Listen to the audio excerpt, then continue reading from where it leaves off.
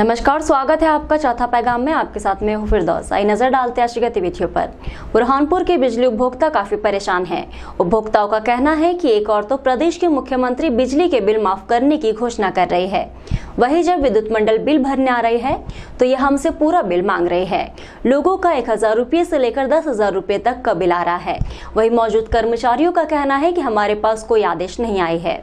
मुख्यमंत्री शिवराज सिंह चौहान ने कुछ दिनों पूर्व बिजली उपभोक्ताओं के सारे बिल माफ करने की घोषणा की थी, जिसके बाद उपभोक्ताओं ने राहत की सांस ली। लेकिन जब उपभोक्ता बिजली का बिल भरने विद्युत मंडल कार्यालय जा रहे थे तो उन्हें बिल माफ करने के बजाय पूरा बिल भरना पड़ रहा है, बल्कि लॉकडाउन के अंदर का बकाया बिल भी उपभोक्ताओं को भरना पड़ रहा है। उपभोक्ताओं का कहना है कि हमने सुना था कि मुख्यमंत्री ने सारे बिल माफ कर दिए, लेकिन जैसे ही हम यहाँ पहुंचे तो हमसे पूरे बिल भरवाए गए। कर्मचारी कहते हैं कि हमारे पास ऐसा कोई आदेश नहीं आया है।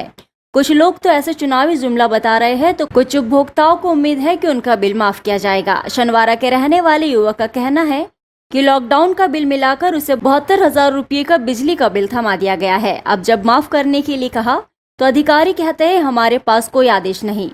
माफ करने के बजाय उन्होंने 8,000 रुपये महीने की किश्त बांधी। ऐसे में हम अपने परिवार का गुजर बसर करें या बिजली का बिल भरे।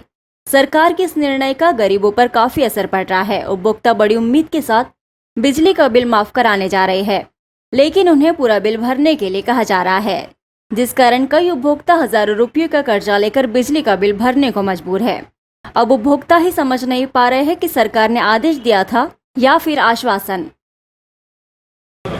समस्या यह है कि हर महीने बिल भरा जाता है और लॉकडाउन का बिल भी 40% डिस्काउंट करके भर चुके थे हम। इस महीने उन्होंने बिल दे दिया, 8,000 का बिल दे दिया हमको, जो कि है ना हर महीने बिल लाते थे, जो रीडिंग रहती थी उसका बिल भरते थे हम। ये अचानक 500 यूनिट इकट्ठे करे, बोले डिफरेंस जो आता है उसका इकट्ठा 500 यूनिट का बिल भर दिया। जब हर महीने हम भर रहे हैं, जितना यूनिट जलता है हर महीने 40, 90, 50 जो जलता है उसका बिल भर रहे हैं। अभी इकट्ठे डिफरेंस का बिल भर एक साथ ले रहे हैं, तो ये कहाँ से भर पाएगा आदमी, गरीब आदमी, नौकरी वाला आदमी। तो प्रदेश सरकार तो बोल रही ना बिल माफ़ कर रहे हैं। प्रदेश सरकार ने बोल दिया, ये यहाँ तक तो कुछ इनके पास रिपोर्ट नहीं आई। ये अधिकारी लोग सब यहाँ बोलते हैं कि हमारे पास अभी तक कोई कागज़ नहीं आया, ना कुछ हुआ, ना माफ़ होएगा, बोले ये भरना है।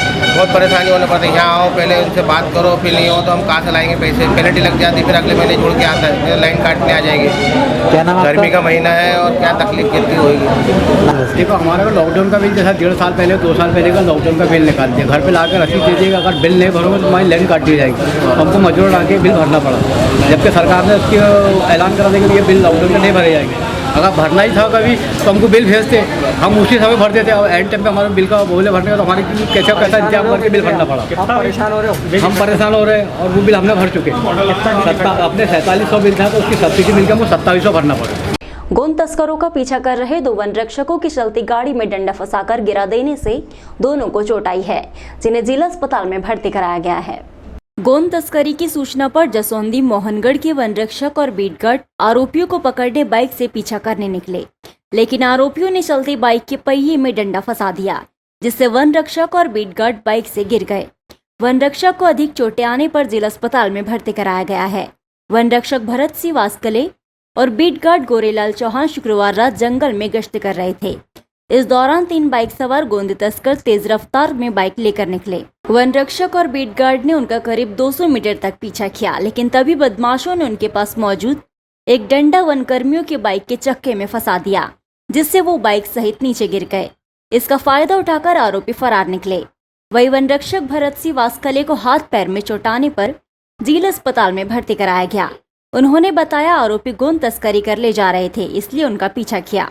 अब गर्मी धीरे धीरे अपने पैर पसार रही है और जिसके लिए लोगों ने गर्मी से बचने के लिए जतन ढूंढना शुरू कर दिए हैं। लोग धूप के थपेड़ों से बचने के लिए कपड़ों का सहारा ले रहे हैं, तो वही सूखे हुए कंठ को तर करने के लिए ठंडे पेय पदार्थ लोगों के लिए जरूरत बन गई है। मार्च माह का अंतिम सप्ताह चल रहा है और अब गर्मी लोगों को तंग करने लगी है। सुबह से ही लोगों को उमस भरी गर्मी का सामना करना पड़ रहा है। सुबह 11 बजे के बाद धूप बढ़ने लग रही है और सूरज अपना रौद्र रूप धारण कर रहा है। जैसे जैसे समय बीत रहा है, दोपहर तक धूप के थपेड़ों और गर्म हवाओं के कारण लोगों के पसीने छूट रहे हैं। इस चिलचिलाती धूप से बचने के लिए जहां लोग मफलर, गमछा, चश्मा और छाते का सहारा ले रहे हैं, वही गर्मी में सूखे हुए कंठों को तर करने के लिए ठंडे पेय पदार्थों का सहारा ले रही है, जिसके चलते नींबू पानी, गन्ने का जूस, शरबत और फल फ्रूट के जूस लोगों की पहली पसंद बने हुए हैं। दूर दराज से आने वाले लोग या दिन भर धूप में काम करने वाले लोगों को ठंडे पेय पदार्थ पीना मजबूरी बन गई है। यदि समय पर पानी और ठंडे पेय पदार्थ नहीं पिए गए तो ये डिहाइड्रेशन का कारण बनते हैं। अंतरराज्यीय पुष्पक बस स्टैंड पर अतिक्रमणकारियों के द्वारा जगह जगह अतिक्रमण किया जा रहा है, जिसको लेकर नगर निगम के अधिकारियों ने दुकानों के सामने से अतिक्रमण हटाया। कलेक्टर प्रवीण सिंह के आदेश के बावजूद भी शहर के पुष्पक बस स्टैंड पर व्यवस्था दुरुस्त होने का नाम नहीं ले रही है।